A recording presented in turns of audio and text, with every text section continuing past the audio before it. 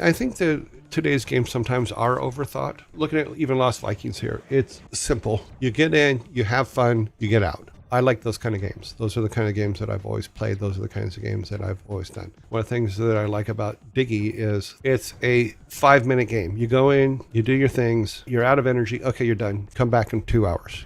I like that. As far as like the expectations are higher for games, in my opinion, the industry is chasing the last hit, not looking for what players think is cool all the time. And what I mean by that is one of the things that I really liked about working at early Blizzard is we played everything and then had discussions about why what we were playing was cool and why it wasn't. And we took all the things that we thought were cool and put them in the game. We also listened to ideas from everybody. So I could have an idea and people would actually listen to it as opposed to just go, oh, that's just Jerry Ray, who cares? If they didn't listen, I would get all grumpy and give them a look. But that's a whole another topic for another day. We'll get into this philosophical discussion probably later on because it's not like we're not going to do this every day or anything. I am not a firm believer in chasing metrics. I'm a firm believer in playing the kind of games you're making and figuring out what's fun and what's not, and then making a game based on that, because some of the biggest games in the world and the biggest IPs in the world were created by Blizzard. I'm not saying that as an ego. I'm just saying it's because we made great games, and those are still going today, almost 30 years later. Warcraft has been around since 1994. That's when we released it. And it was a good idea, full of good ideas that we wanted to play. I'm hoping that every developer gets the opportunity to make the things that they want to play, not make the things that someone's forcing them to make.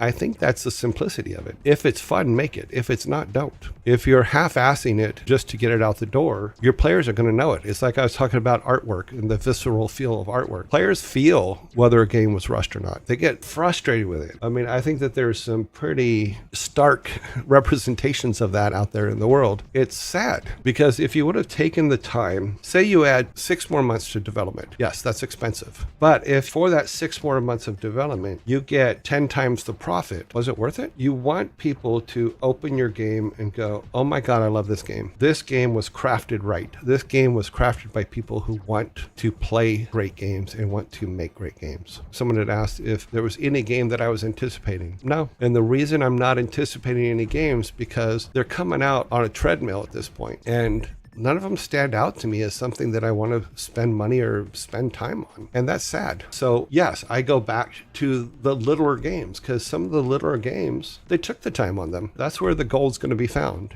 is in the people that didn't rush it out the door.